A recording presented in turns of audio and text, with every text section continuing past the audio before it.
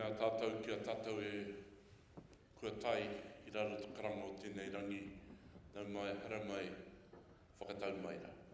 Nō reira, ka tīmata tātou nei hui I roto hei karakia mā tātou. Nō reira, kei nui tātou. Werohia ki papa atua nuku, werohia ki tai. E tuhi māre kura ki te ao tūroa. Turu a tai e rua ana tohu. E toroa, e amakura. Turu a tai, turu a uta, he huia tana tohu. Whakarongo ki te huia e tangi mai nā. Hui a. Huia ki runga, huia ki raro, huia ki roto, huia ki waho. Huia te here tangata e tā kia mai. Mai Hawaii ki nui, Hawaii ki roa, Hawaii ki pāmāmā. Ka rongo te pō, ka rongo te ao, ka ao, ka ao, ka awatea. Tūturu o whiti whakamaua kia tīna, haui e hui e.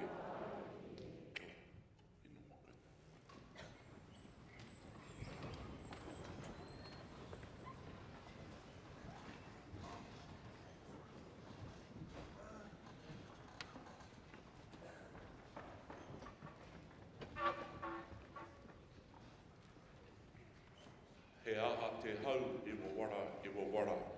He tiu he raki, nāna ia mai te puku taraki ki uta. E tiki natu e au te kōtu ko ia te pau whakairo ka tū ki te waitamata.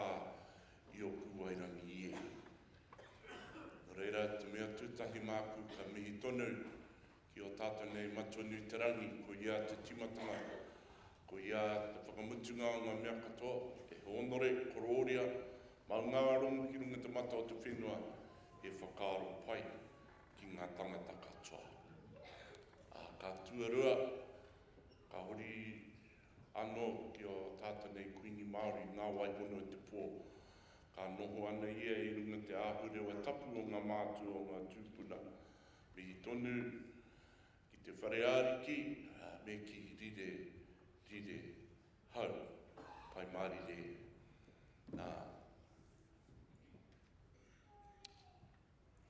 Ka mihi tonu ki a rātau ngā mate ngā aitua, kua wihia ki te pō, ki te pōriuri, ki te pōriuri, ki te pō nako, ki te pō e kore o ki mai, kei waingini i a mātou.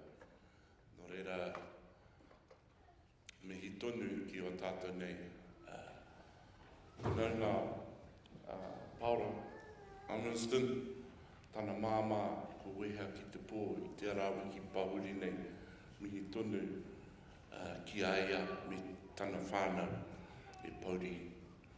Nō reira, tērā āhuatanga e peke haere ki ngā marae, ki ngā kainga o te motu nei.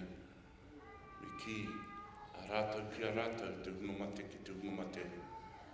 Nā reira ka hoki ki a mātou, tātou ki a tātou, ngā waihotanga o rātau mā.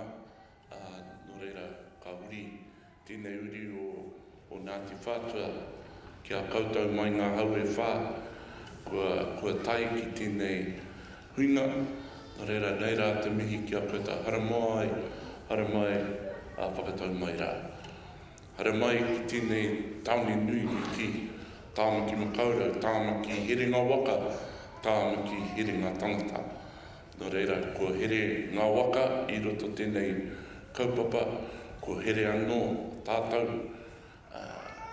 ngā tangata, aha kōkō wai aha kō noa mihi tonu ki a koutou i ngā mana, i ngā reo a rauranga tira mā. Nō reira, ka tupu poto tēnei tū ki te mihi, ki te whakatau i a koutou i roto tēnei rangi a tāhua, ko whiti te rā, aha kō te makariri kei wahora, mahana tēnei whare kōrero, tēnei whare hui mā tātou i roto te raki pai whenua. Nei rā te mihi kia tātou katoa. Huri no, tēnā koutou, tēnā tātou katoa.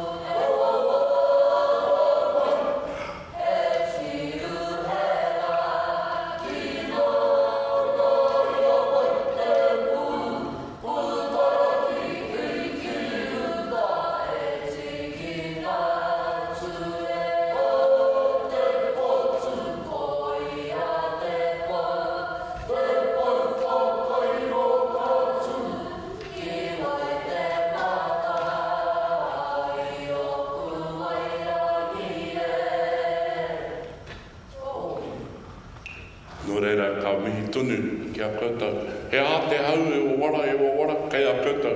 Ka taiori, kua tai ki tēnei pōtaetanga hui mā tātou, mā te atua, hei manaki, hei tiaki a koutou i roto i a koutou nei mai. Nō reira, e a kūrauranga tirama, huri no tēnā koutou, tēnā tātou katoa. Kia ora.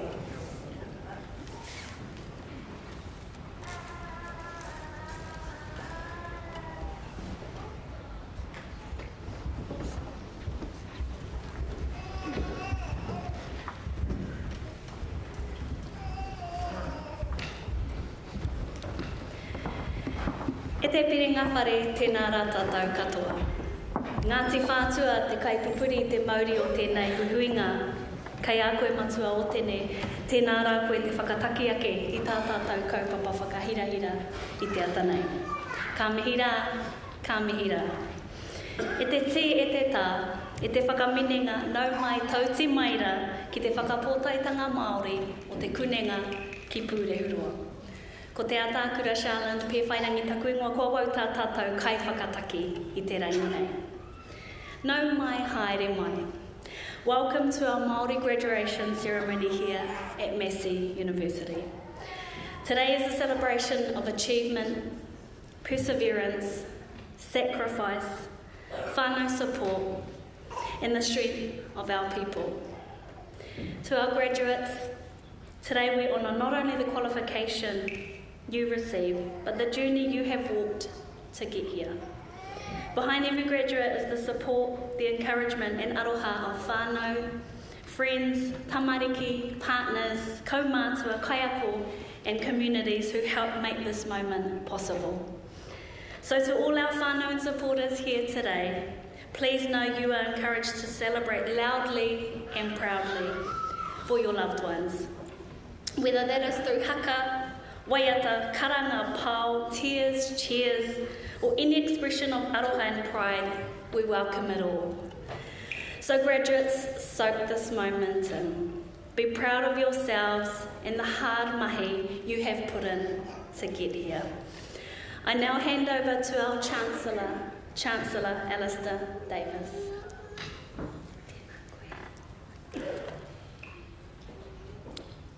Tēnā koutou katoa. He mihi tino mahana. Warm greetings to you all gathered here today. I declare this congregation to be in session. Would you please all stand and join with us in singing the University Waiata.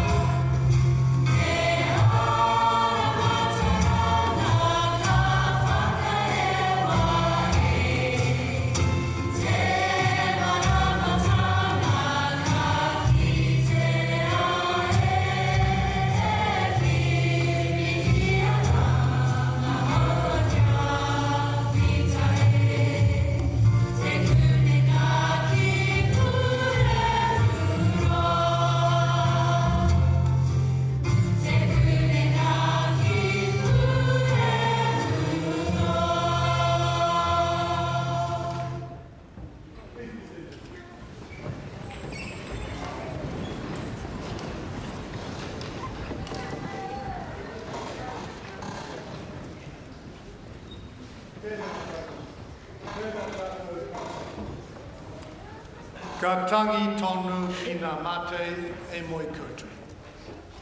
Kia tātou me hui hui nei e mihi mahana. Ki te mana whenua koutou o Ngāti Whātua ki Kaipara tēnā koutou.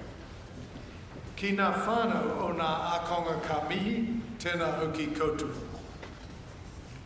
Nau mai ki tu kunenga ki Puhihuroa ki Otiha ki tēnei whakapōtaetanga hei whakanui i ngā ākonga. Kia koutou ngā ākonga. Kua tutuki, kua ia, ka pai. A kate, tēnā koutou, tēnā tātou katoa. Vice Chancellor, members of the Massey University Council, the University Community, the Graduation Committee, distinguished guests, graduands and families. My name is Alistair Davis. I am the Chancellor of Te Kunenga ki Puhiharoa, Massey University. In this role, I am responsible for guiding the university's management and strategic vision to ensure that we deliver excellence in education. It is also my great privilege to lead this ceremony today. Firstly, I'd like to extend a very warm welcome to Massey University's new Vice-Chancellor, Professor Pia Venter. This graduation season marks Professor Venter's first with us, and we are delighted to have him here as he begins his tenure and joins our celebrations of student achievement. This week, Massey University is awarding qualifications to a total of 1,751 graduates across 8 ceremonies. At this morning's Whakapōtaetanga Māori, 55 graduates will cross the stage and a further 5 students will have their qualifications conferred in absentia. I want to take a moment to talk about my own graduation ceremony. It'll be quite a short moment because most of it is now a blur in my memory. I don't remember what the Chancellor said. I don't remember who the guest speaker was. I can't even remember walking across the stage and getting my parchments. What has stayed with me are the people who shaped my journey. The teachers who challenged and encouraged me, and the family and friends who stood by me through 5 demanding years. Their belief in me is what I remember most strongly. So with that in mind, I'd like to acknowledge 3 important groups here today, starting with the people behind me. On this stage are many of the academic staff who have guided you through your study journey, imparting their knowledge and wisdom to help shape your learning and growth. Many of them have invested countless hours to ensure you could succeed. And so your achievements are in many ways their achievements too. So to all of you, thank you for your contribution. I extend my deepest gratitude to you for your efforts in teaching. But it's not just teaching. Universities are catalysts for progress. The research that underpins everything we do drives innovation, and it fosters discussions that help build a better and more progressive society. I also want to acknowledge the wider team of staff who keep our university running smoothly. From the people who helped you settle in on your first day, your first semester, right through to the people who make today's graduation ceremony possible. With more than 2,500 staff dedicated to making Massey a leading university, I thank you all for your contributions. Next, I'd like to speak to the family and friends who have supported their graduates through their academic journey. Parents, partners, children, colleagues, friends, you have all played an essential role. Whether that's been through financial support, practical help, or simply offering encouragement and care, your contributions have made a difference. You know, they say it takes a village to raise a child. I think the same can be said of earning a university qualification. So it's important to remember that this is a shared success.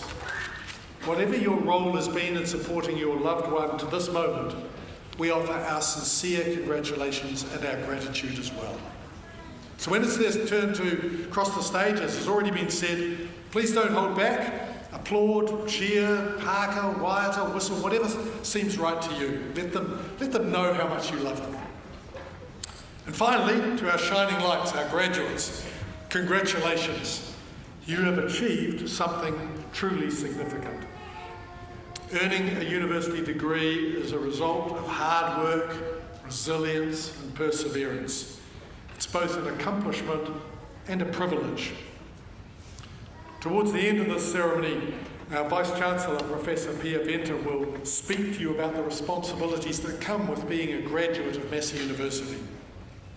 But for now, take a moment to savour this victory, reflect on your journey, and all the people in this room who helped you get to this destination. You now join an alumni community of more than 185,000 Massey graduates worldwide. Your time here has equipped you with knowledge and skills and experiences that will serve you well as you step into your next chapter. So as you move forward, take every opportunity to contribute to your communities, use your skill and knowledge to make a difference, and continue striving to leave a positive mark on the world. Your Massey whānau is incredibly proud of you, and we look forward to seeing the impact that you will make. So, to the university staff, to the friends and whānau, and to our graduates, congratulations on this special day. Celebrate it, enjoy it, cherish the moment. So by the authority of the Council of Massey University, I, Alistair Davis, Chancellor, and Karen Rangi, Pro-Chancellor, will now award the certificates and diplomas and confer the degrees on those to be presented and on those in absentia.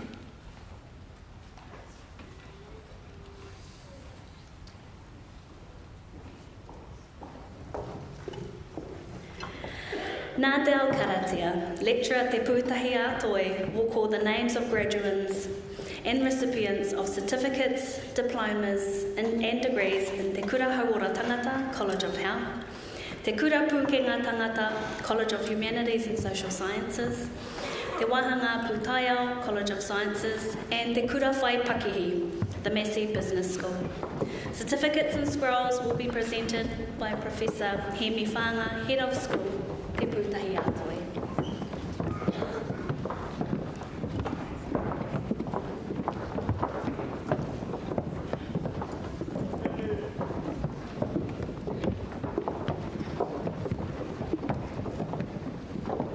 Akatira tēnā tātou katoa.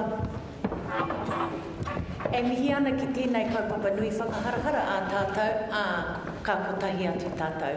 Ki te rongo ko wai a tātou tāngata o tātou uri, ko eke ki te pai o angitu i tēnei rā.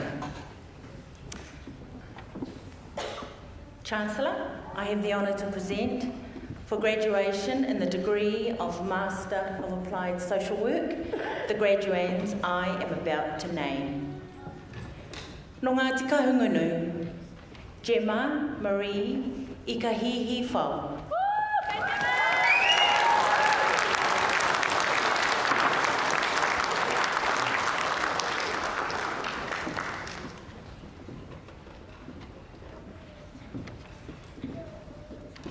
No whawhau, ha'apai nui a topu tapu, ko Annette, whakawhau au u, whaluwha, winita.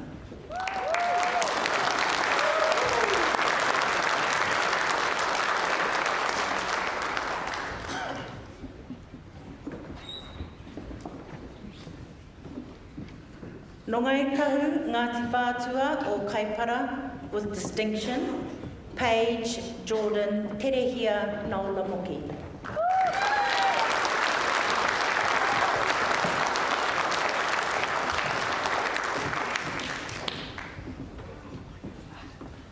No Ngāti Awa, Ngāti Rangitihi ki te aroa, te whānau a Apanui me kaitahu with distinction, Kaiwa Maria Savage.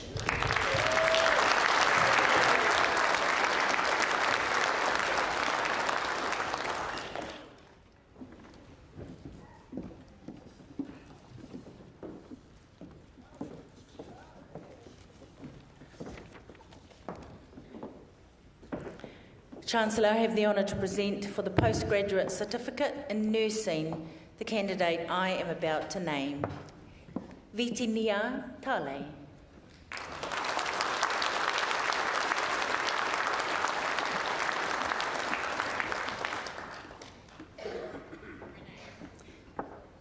Chancellor, I have the honour to present for graduation in the degree of Bachelor of Health Science the graduands I am about to name. No kaitahu, Steffi Lee Cameron.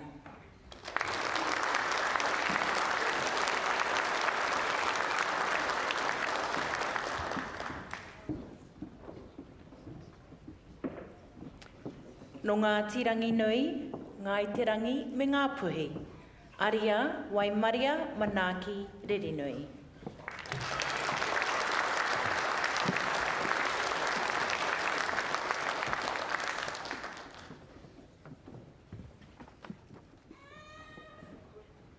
Chancellor, I have the honour to present for graduation in the degree of Bachelor of Nursing the graduands I am about to name. No Ngāti Maniapoto me ngā iterangi, Mary Rose Edmonds.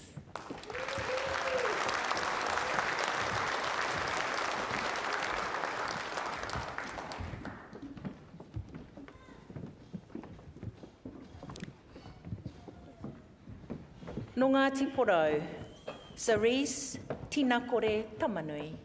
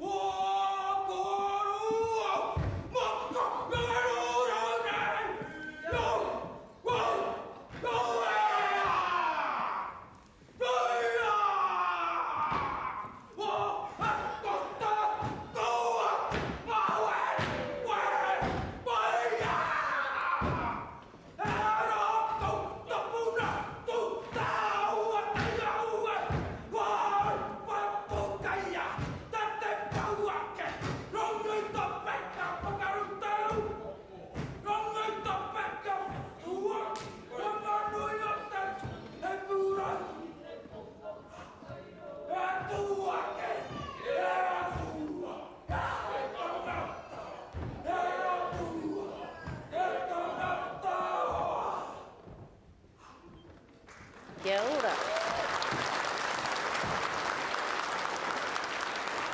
Chancellor, I have the honour to present for graduation in the degree of Bachelor of Social Work the graduands I am about to name. No Ngāti Awa, Stevie Lee Uia Mala.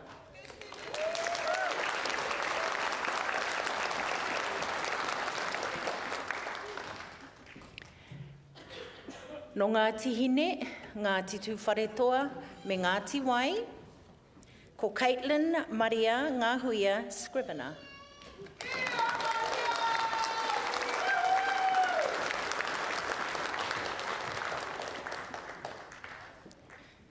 Chancellor, I have the honour to present for the postgraduate diploma in psychological practice the candidate I am about to name. Gloria Katokakala Finau.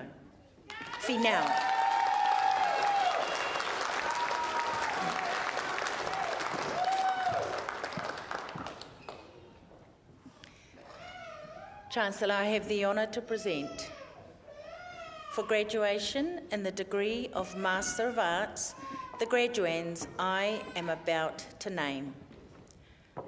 With distinction, Emmeline Reddy.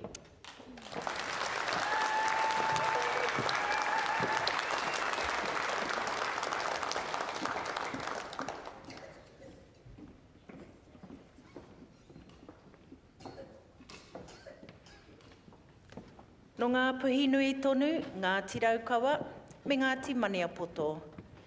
Ariel Rose Sheila Hilda Wetere.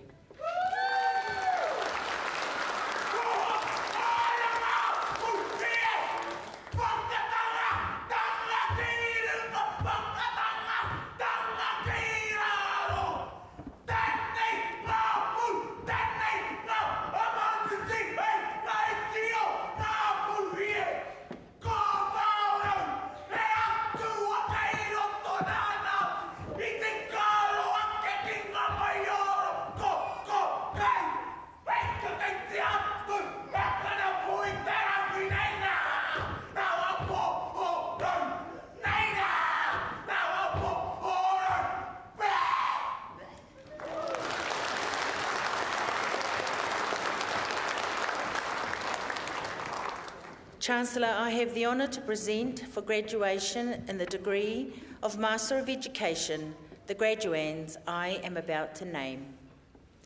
No ngā puhi nui tonu, Ngāti Koata, me te whakatōhia, Ariana Carol Hippolyte.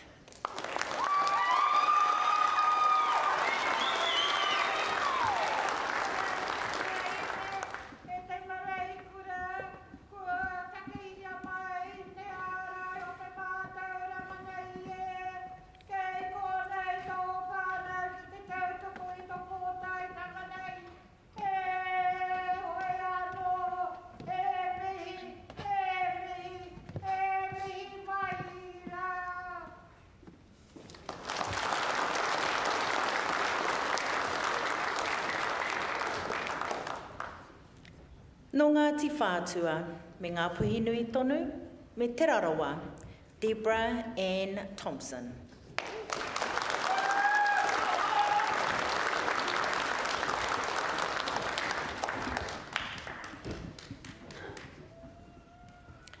Chancellor, I have the honour to present for graduation in the degree of Master of Sustainable Development Goals, the graduands I am about to name. No Ngāti Maniapoto me Tainui Waka, Dana Janelle Mola.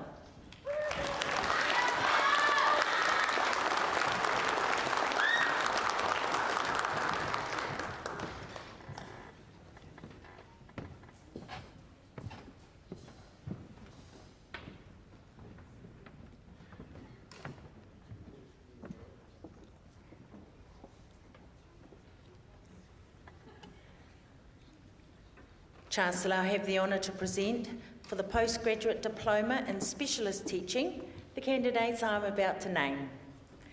No te whānau apanui, me ngai tūhoi, Geraldine Agnes Aramoana.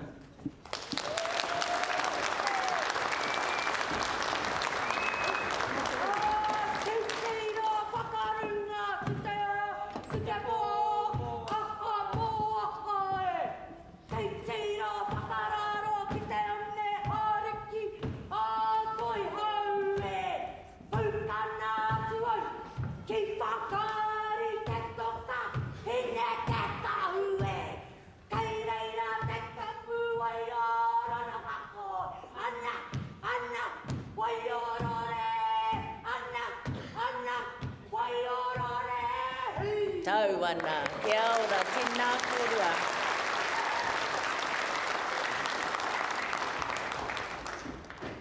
No Waikato, Ngāti Raukawa, Ngāti Kahungunu ki here taunga, Kaitahu, Waitaha.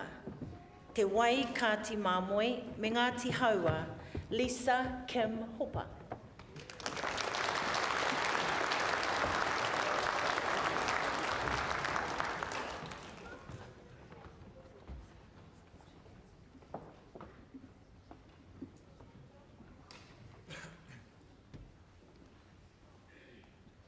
No ngai tūhoi, me te whakatōhia, Jeanette Maria Teresa Murphy.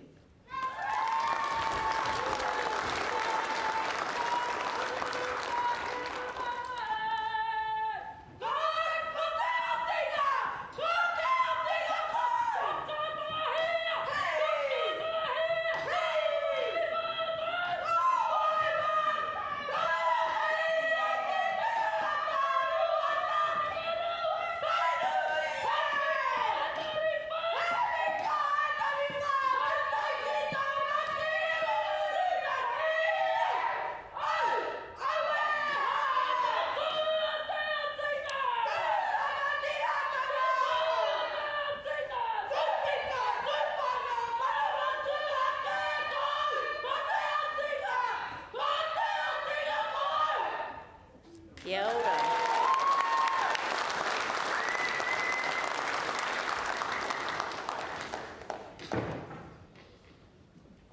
Chancellor, I have the honour to present for the Graduate Diploma of Learning and Teaching the candidates I am about to name. Sambi Monga.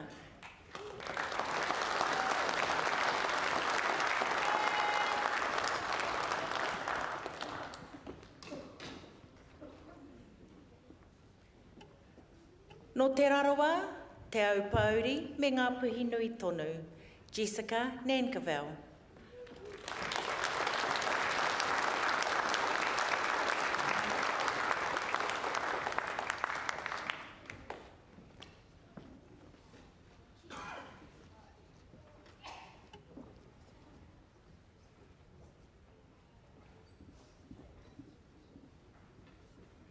Chancellor, I have the honour to present for the Graduate Certificate in Arts the candidate I am about to name. No kāti māmoe, Waitaha, me ngai tahu, Kayla Karen Leslie McGillian.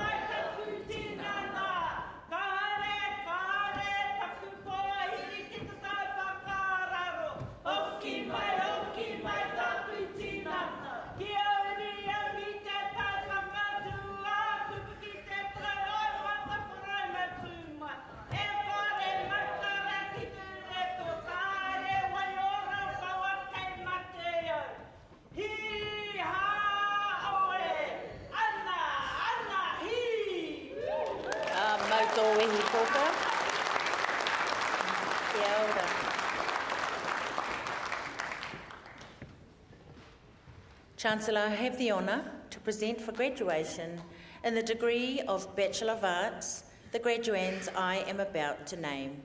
No ngā puhi nui tonu, Lee Frost Amu.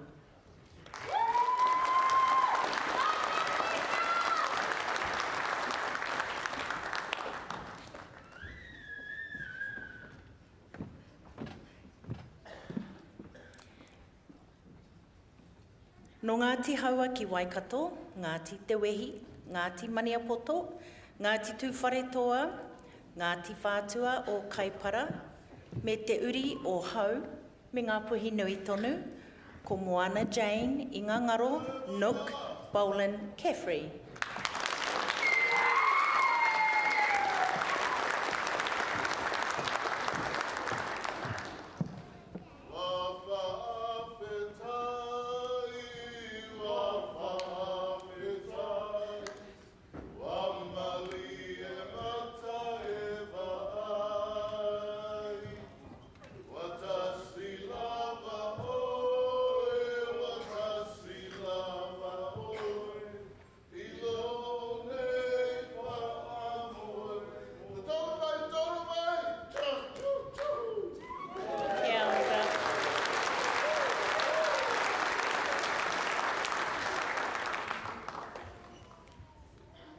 No te au pauri me te rarawa, karaina mete.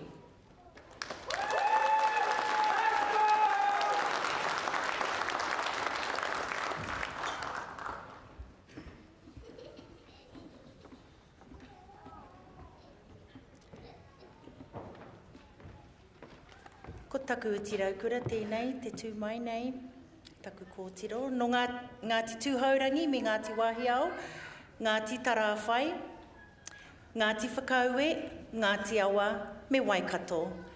Ko Hana, Janet, tapiata.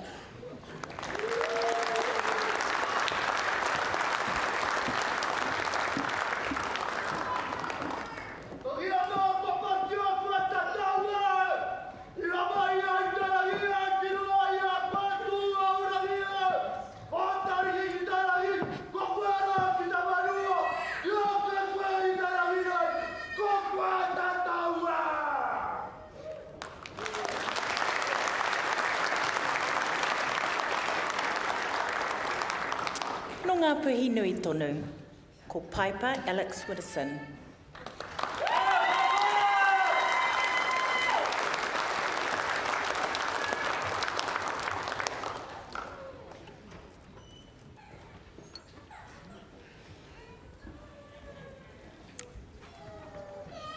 Chancellor, I have the honour to present for graduation in the degree of Te Aho Tātairangi, Bachelor of Teaching and Learning, Kura Kaupapa Māori. The graduates I am about to name, tai hoi haere. Tēnei taonga tuku iho, Massey Scholar. Te whānau āpanui, Waikato, Te Aroa, ko Sahara Marie Ngahuia McPherson.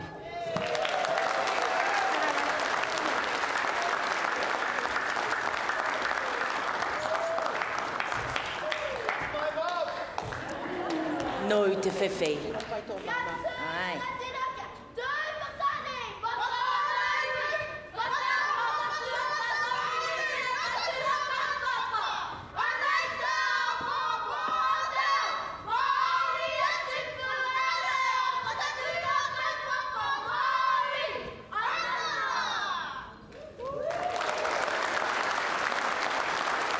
Sahara, tāria ki kona. Sahara, tāria ki kona ne. Hoi anō e te iwi. Ko tēnei te haere mai nei he taonga tuku iho anō. Nō roto mai o Ngāti Kahungunu me Ngāti Porou, ko Kaya Pihaiti Yates.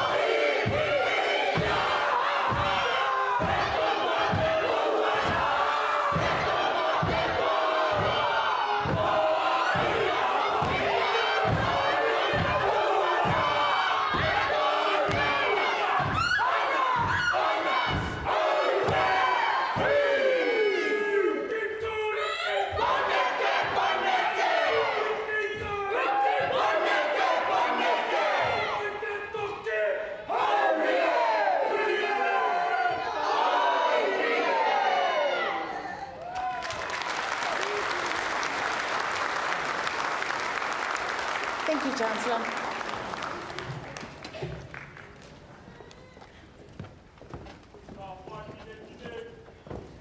Tika, ka pai pine pine. Ka ake, it is now my pleasure to invite our guest speaker. No Ngāti Ruanui, Ngā Ruahine, Ngāti Kahungunu ki te Wairoa, Ngāti Maniapoto, Metu Haurangi. Dan Te Whenua Walker is a Māori leader, director and technology executive with deep experience across governance, Indigenous leadership and the future of AI. He has held senior positions at Microsoft, including a global role as co-chair of Indigenous and serves across a range of boards including tourism, education, community and economic development organisations. Dan's work focuses on bringing tikanga Māori, whakapapa and Indigenous wisdom into modern leadership, technology and decision making. He is passionate about helping organisations and communities navigate the future in ways that are values-led, culturally grounded and intergenerationally focused. E te iwi, tēnā mihi mai rā, Dan Te Whenua Walker.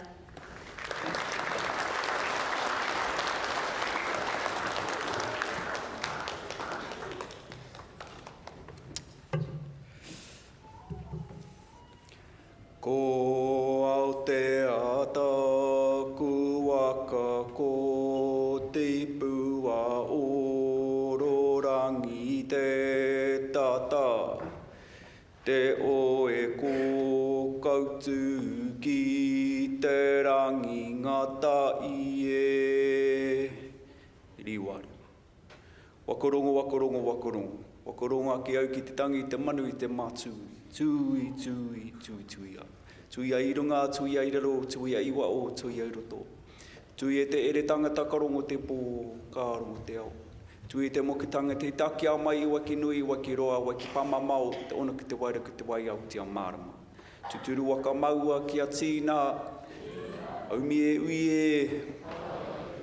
E onore i kurori ki te atua i mangaro te wenawa e wakaro pai ki ngā tangata katoa au kono we au kono wai te ei mauri ora. Tēnā koutou i te wānau. Ko te mo kutuku ngoa. It's my honour to be up here 10 years wearing the same korowai, the same regalia when I graduated with my Masters at Massey University, speaking to you today. I did my thesis in Tikanga Māori ki te ao matiko, Māori values as a framework for digital leadership. And in 2016, the research showed that intelligent machines will adopt the values of the environment that they're embedded in. And my research showed that there was no agreed values at the time in the digital world. Newsflash, there still isn't. And that it was dominated at the time by the profit motive. And newsflash, it still is. So my wild idea was, how about we propose some values called Tikanga Māori values that have been there from the start of time till the end of time, that'll be there for all of us and protect us, people, place and planet. Dr. Farah Palmer was my supervisor, and along with Jason Meeker, of course, but you know, he was just riding your coattails. So,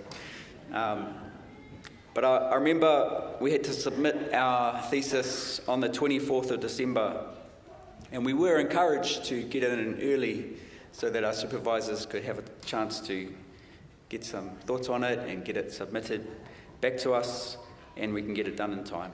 So at 8 p.m. on the 24th of December, I sent my finished document to Farah and Jason, and my email said, and I quote, "Tēnā korua, hey, hope you are both well. I know this is late, but I'm confident that it's good as it's going to get, and I'm on my holiday with my whānau, so please just, can you approve it and give me and I can submit it."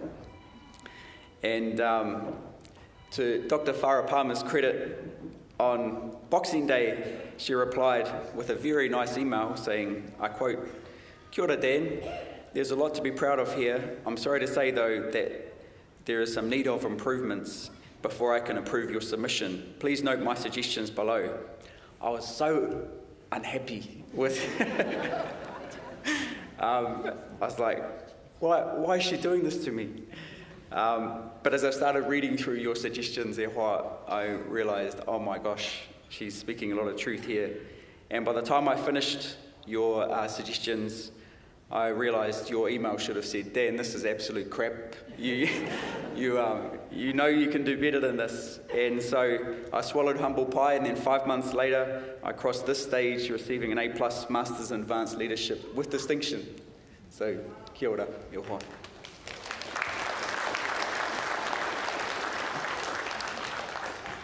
I open my kōrero with the anthem of my tribe, my iwi Ngāti Roanui, a mōtiatia called Ko Aotea.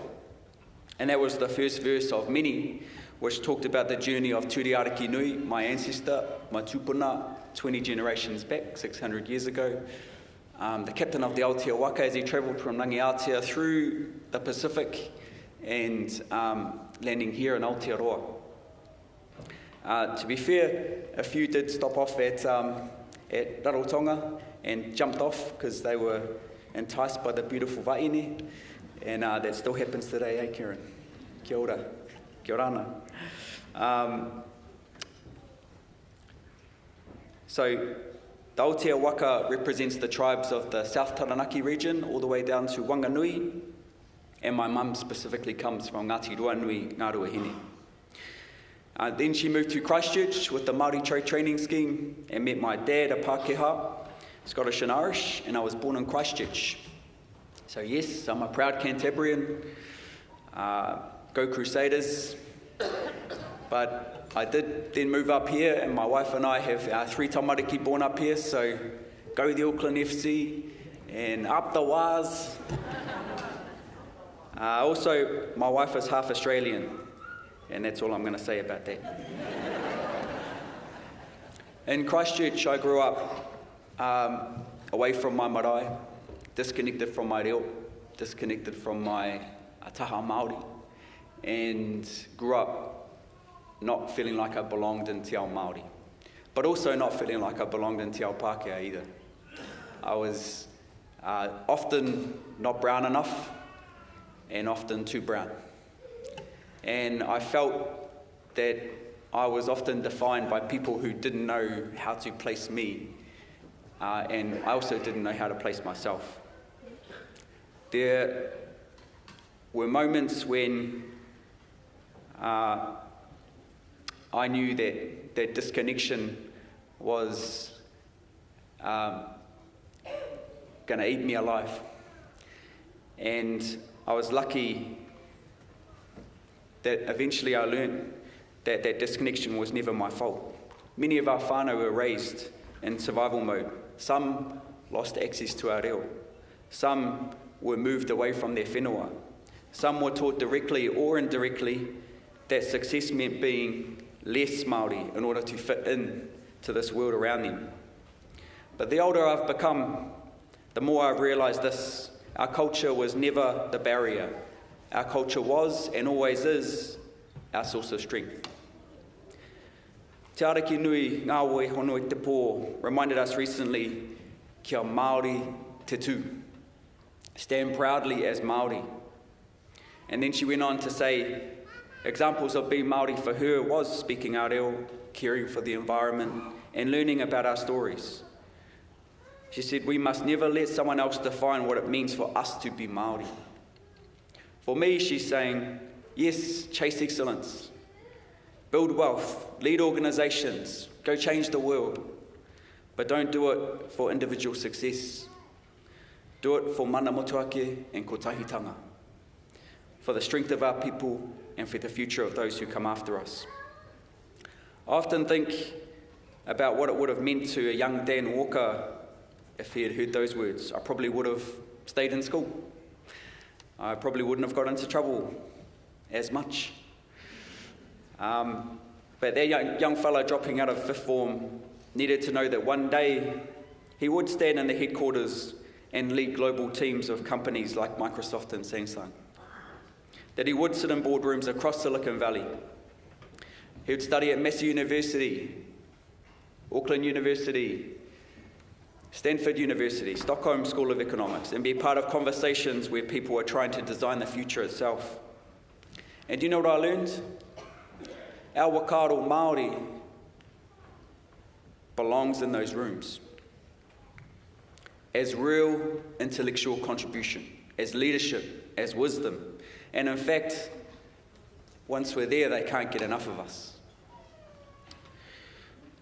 It's actually what people are always wanting is what we always carry.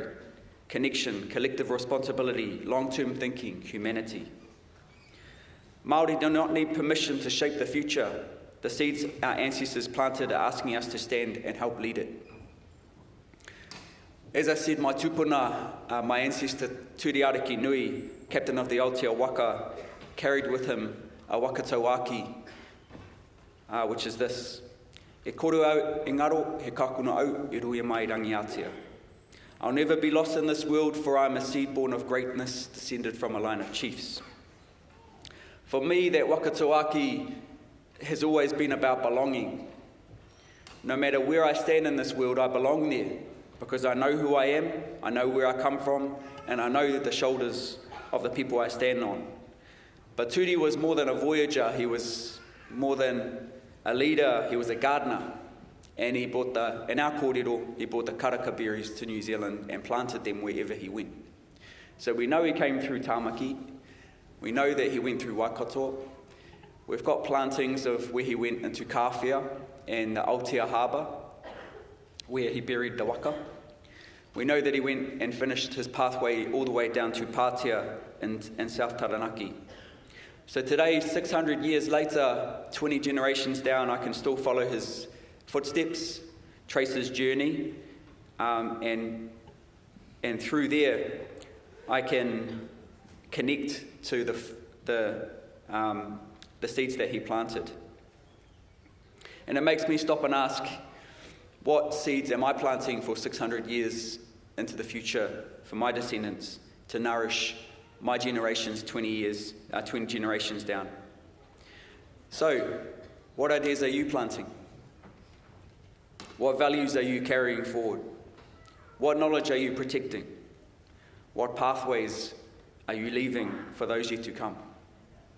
You see, our tupuna understood something that modern society often forgets. A meaningful life is not just measured by what we achieve for ourselves, it's measured by what we leave behind for others. You are not just graduating today for yourselves, you're graduating as uri. Uri of whakapapa that stretches back across generations, but also uri with responsibility to whakapapa still waiting to be born.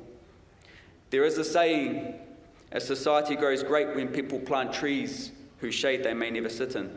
Our tupuna live that truth, and now it becomes your turn.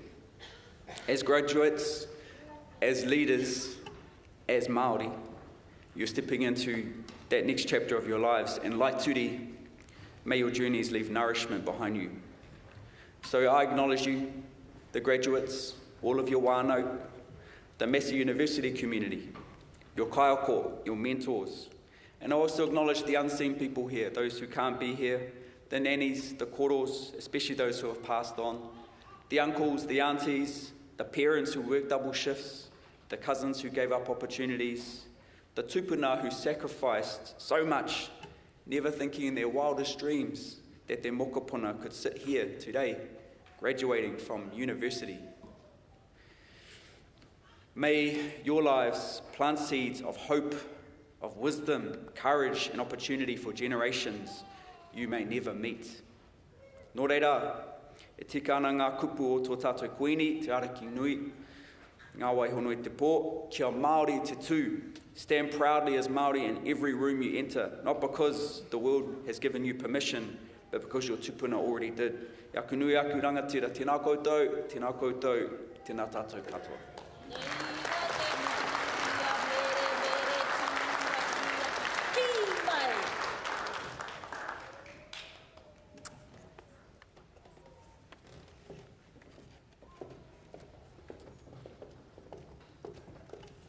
Kei te tungane tēnā rā koe o kupu ki te marea I tēnei ata.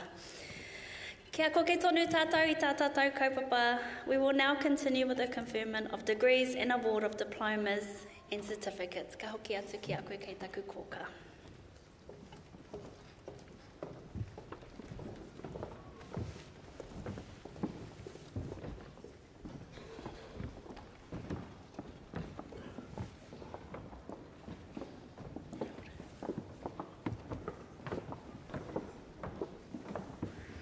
Pro-Chancellor, I have the honour to present for the postgraduate diploma in Information Sciences the candidate I am about to name. Dale Miguel Ocampo Geronimo.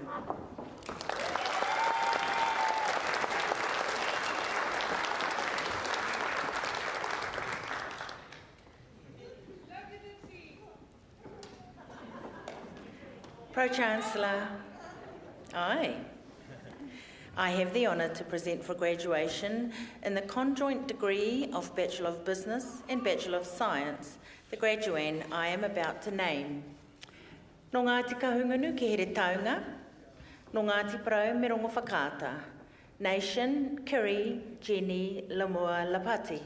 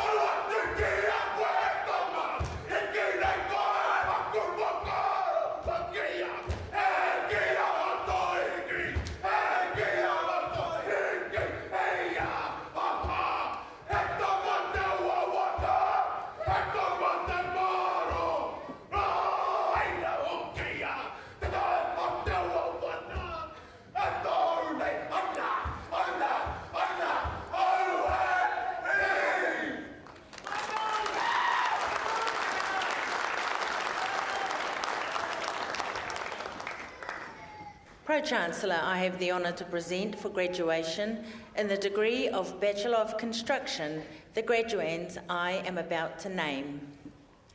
Akbel Hazim Mohammed. Iqbal Hazim Mohammed Selpi. Haramai. Mā te ahei te whakatika i au, ka pai.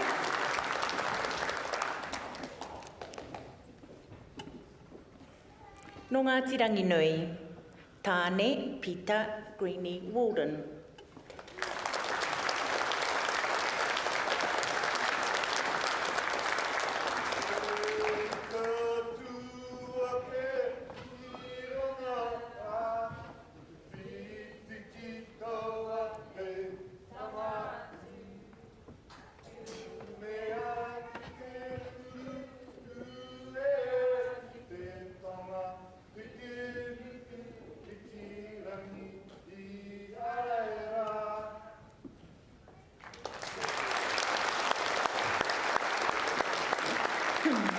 Pro-Chancellor, I have the honour to present for graduation in the degree of Bachelor of Science the graduands I am about to name. No Ngāti Maniapoto, Ngāta Tamatera ki Hauraki, Ngāti Wai, Ngāti Apakura, ki te nehe nui, ko Siobhan Linda Margaret Free.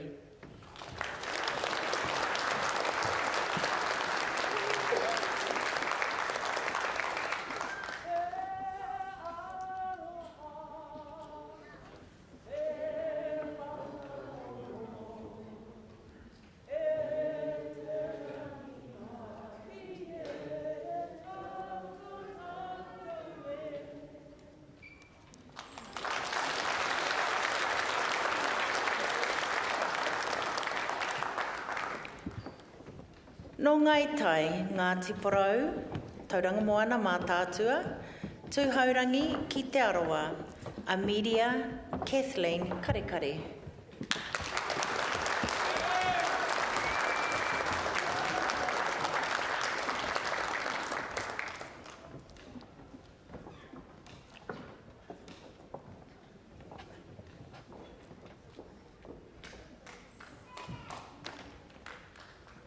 Pro-Chancellor, I have the honour to present for graduation in the degree of Executive Master of Business Administration the graduands I am about to name. No Ngāti Porou, Ngāti Awa, me te aroa, Tānea Mate Paki Ward.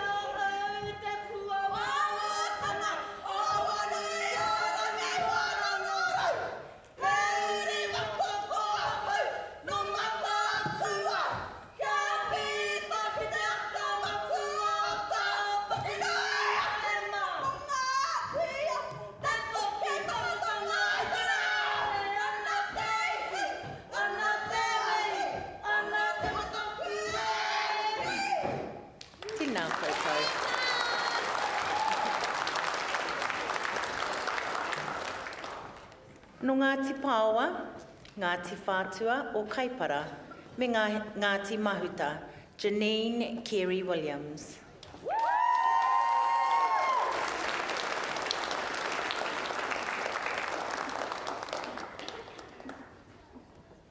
Tifa tifa tapo, tifa tifa tau, tifa tifa tapo, tifa tifa tau. Kamora ma tau kiri ma tata kori hita manu karori, ha manu karora. Korera tia nei no tua pakareri hari aturo, te pono i moiro, te ao. E hi kono tata kura he teo he huka. He hau ati hei. Māori ora.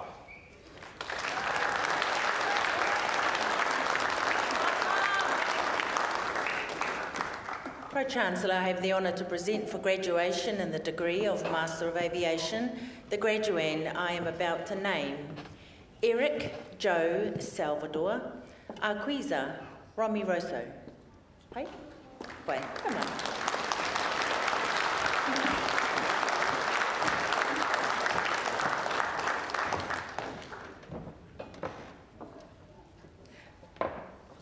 Pro-Chancellor, I have the honour to present for graduation in the degree of Master of Professional Accountancy the graduand I am about to name.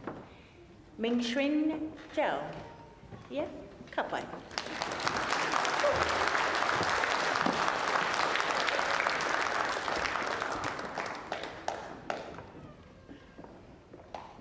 Pro-Chancellor, I have the honour to present for the Graduate Diploma in Business Studies the candidate I am about to name. Nō Ngāti Whātua, Patrice Kesha.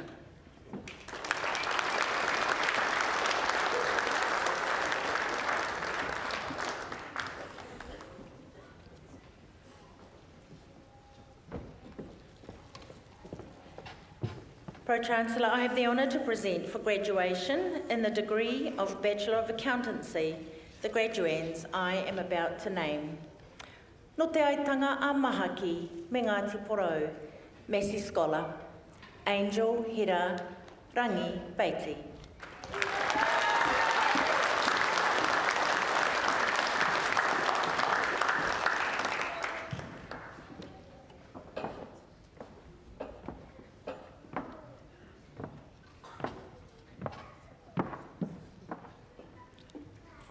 No Ngāti Porou, Michael Reuben Ferris.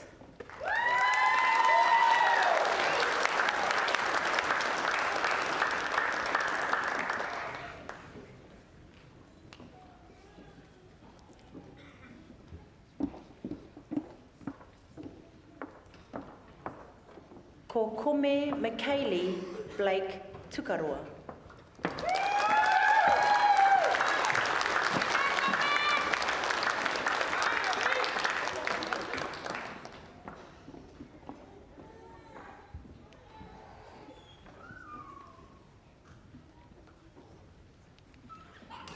Ko Bessie May Ramos, Wales.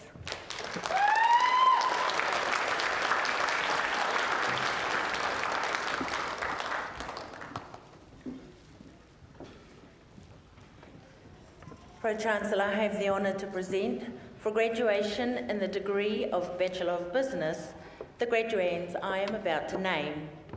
Abigail Louise Gill.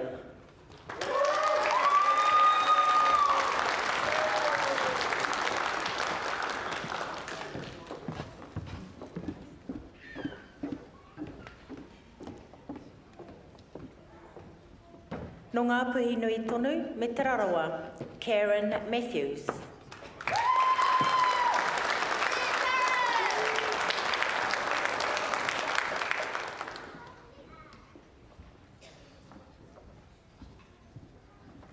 Ko Nelly Nashipi Napono.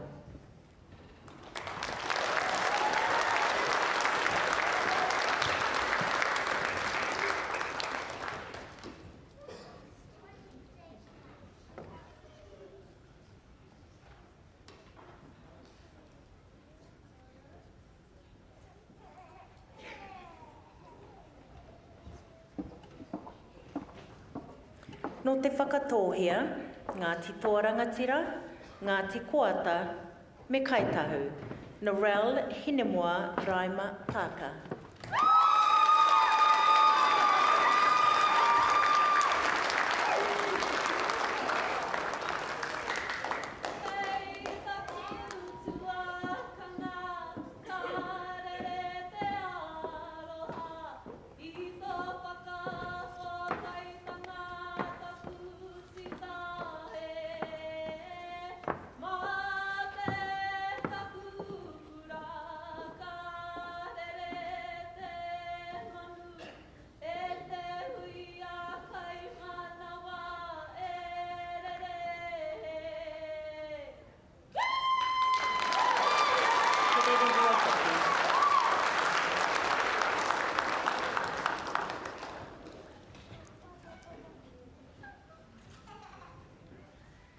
No Ngāti Piki ao, me tūhoi, kahurangi rāpana.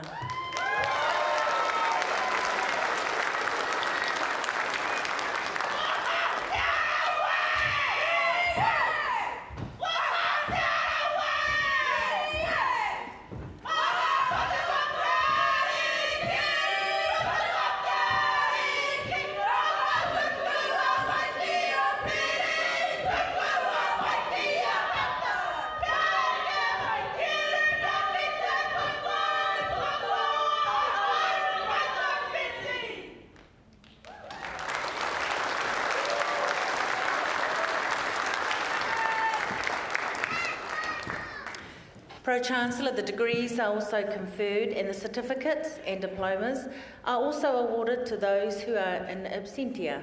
Thank you, Pro-Chancellor.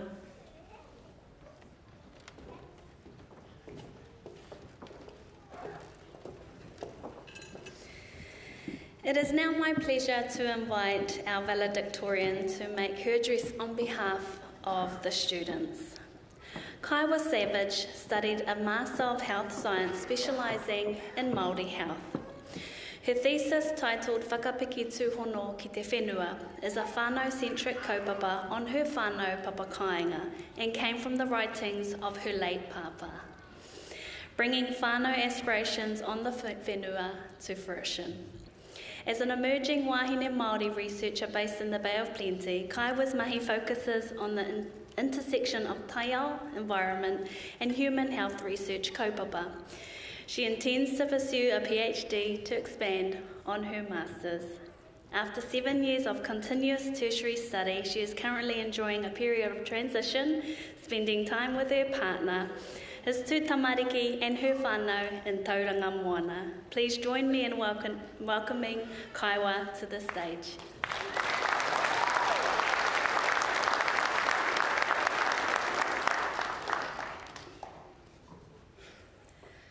I te tuatahi he mihi tēnei ki ngā haue whā e tiaki nei i a mātou I rote te wairua me te aroha o te taiao o tā mātou tupuna hoki. Me mihi kātika ki ngā pau o te kūninga ki pūrehuroa o tira ki te tumuaki, tēnā koe e te rangatira. Tēnā koutou katoa e hui hui mai nei I tēnei rangi a tāhua. Ko te kaupapa o te rā, tō tātou whakapōtaetanga, he kaupapa whakahirahira tēnei, kia whakamaumahara tēnei mō tātou haerenga ako, kia whakarite I te huarahi e heke mai nei. He uri tēnei no Ngāti Awa, Ngāti Rangitihi, tū wharetoa ki Kawero, te whānau apanui me Ngāi Tahu hoki, ko Kaiwa Savage tōku ingoa. It is a privilege and honour to be standing in front of you all today, and to my whānau who are in the crowd, surprise, they didn't know I would be standing here delivering this speech today either. I want to start by saying congratulations to everyone today. This is only the beginning of a new chapter you have created, a time to reflect on what you have achieved and plan for what's next. But as we know, these journeys aren't possible without the support of lecturers who take time to listen and connect with us, hapu and iwi supporting us to pursue our tohu, wānanga spaces and storytellers, whānau and communities being part of our wai, keeping us going. The ability for us to cross this stage today and graduate with our tohu is not something that can be achieved alone. Nō reira, e rere ana te mihi aroha kia koutou katoa e tautoko mai nei. And of course, the challenges, the late nights and last-minute hand-ins, nā piki me nā heke ka taia e taia. There is no doubt that we are all here for a purpose, making our tupuna proud and being the embodiment of their hopes and dreams for our people. My thesis, kaupapa whakapiki tūhono ki te whenua, reconnecting whānau to whenua for the health of our taiao, our environment and our people, was a whānau kaupapa paved by my late papa. My master's journey began after his passing, and my whānau and I continue on the legacy he left, using it to heal through our grief and ensuring our values and tikanga for our whenua will be passed down to our mokopuna who will sustain it for the future generations to come. This, to me, is mobilising our people, standing strong in who we are through sustaining our connection to te taiao. And as we have all seen in recent months, the detrimental weather events around Aotearoa, close to home for me is our koro mauao and the lives that were lost. To me, this is our taiao reminding us of what can and will happen if we continue on the path of taking more than we can give back to Papa Tuanuku and being out of balance with her. Our ecosystems are depleting, but one thing to remember with our taiao is its resilience and ability to work together. The rākau rangatira of our forests are not able to stand tall and strong without the shrubs and the microbes functioning and thriving within the soil. Our kaitiaki within the moana, like our tūhora, our whales, cannot live long lives if the smaller ika and plankton are not thriving too. We in this room are much like our taiao. We have the exemplars of our Pou academics, the organisers of our graduation today. We have all of our whānau and friends here to support us, and we have each other graduating at different levels within different fields. We all have our differences, but what is important is the diversity that we bring. We all have our role to play and contribute to ensuring our future generations understand and know what it means to be sustainable, caring for our taiao through the mahi we are doing and will continue to do. I hope that from this kōrero and taking some moments to reflect on your journey, you think of what your next steps will be and how it will be impacting our taiao. Every decision and everything that we do must ensure that it is firstly acknowledging and ensuring our taiao is the priority. He whakataua ki tēnei nā tētahi o nā pau I roto e tōku haerenga, Pāropata Rob McGowan, ka ora te whenua, ka ora te tangata, when the land is well, the people will be well. Nō reira, tēnā koutou, tēnā koutou, tēnā rā koutou katoa.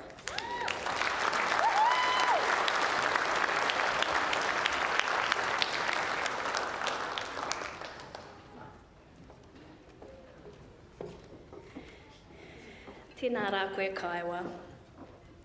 Vice Chancellor Professor Pierre Vente will now address the graduands. Tēnā rā koe.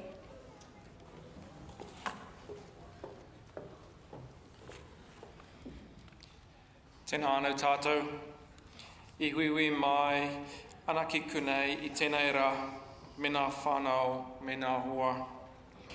Me mihi ka tika ki te mana whenua, ki ana te whatua, nō reira tēnā koutou katoa. I want to build on the messages you've just received from Dan and from Kaiwa. Graduates, ko te manu e kai ana I te miru, nona te nahere. Ko te manu e kai ana I te matauranga, nona te ao. There's a simple but powerful idea in these words. The bird that feeds on berries of the forest commands the forest, but the bird that feeds on knowledge commands the world. Today, you become that bird. Your qualification opens the door to many possibilities. It gives you access, gives you credibility, but it also gives you opportunity. But what matters most is not that door that opens. It's how you choose to walk through it. Graduates, it's how you show up. It's how you show up in moments of pressure. It's how you show up when no one is watching. It's how you show up when you're called to lead. It's how you show up when you're called to serve and to make decisions that matter. Your time at Massey has given you knowledge, but more importantly, it shaped your judgment, your values, and your responsibility to others. Today I charge you, use what you've learned, not only for your own advancement, but for the betterment of those around you. Act with integrity, especially when it's difficult. Remain curious, because the world you enter will continue to change. And never forget, your success will ultimately be measured not just by what you achieve, but by the difference you make. Aku manu matauranga, graduates, I want you to go well, I want you to go boldly, and I want you to make your mark on the world. Congratulations.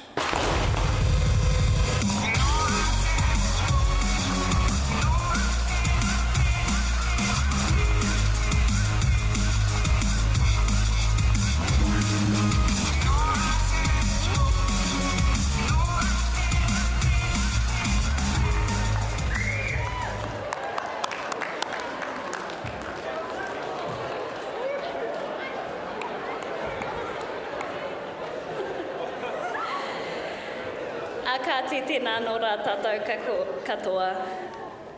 Congratulations once more to our graduates. At the conclusion of this ceremony, guests are requested to remain in their seats until the procession has left the auditorium. And we please ask that you join us up in the foyer for kai. Tēnā rā tātou katoa. Chancellor.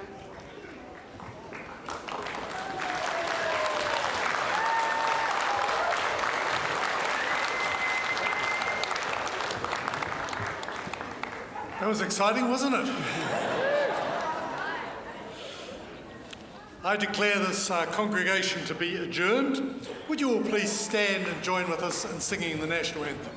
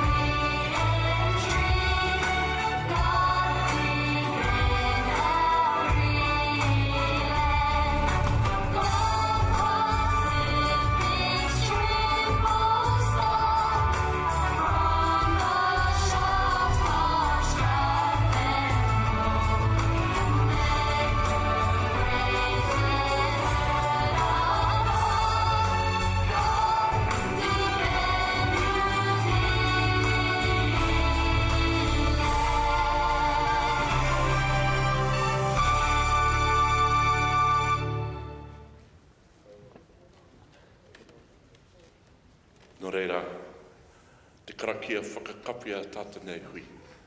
Nō reira, tuatahi, ka mihi tonu ki a koutou. E tautuku ana nā tērā karanga, e karanga ki a koutou. Nau turaurau, nā ku te raurau, ka ora ai te iwi. Nō reira, kia kaha, kia mai a mā te atua, hei manaki a koutou. I roto tēnei ao. Nō reira, ka inui tēnei. Kia tau, kia tātou katoa, te ata whai o tō tātou ariki a Ukraiti. Me te aroha o te atua, me te whiwhinga tahitanga ki te wairua tapu. Tūturu o whiti whakamaua kia tīna. Haumi e hui e.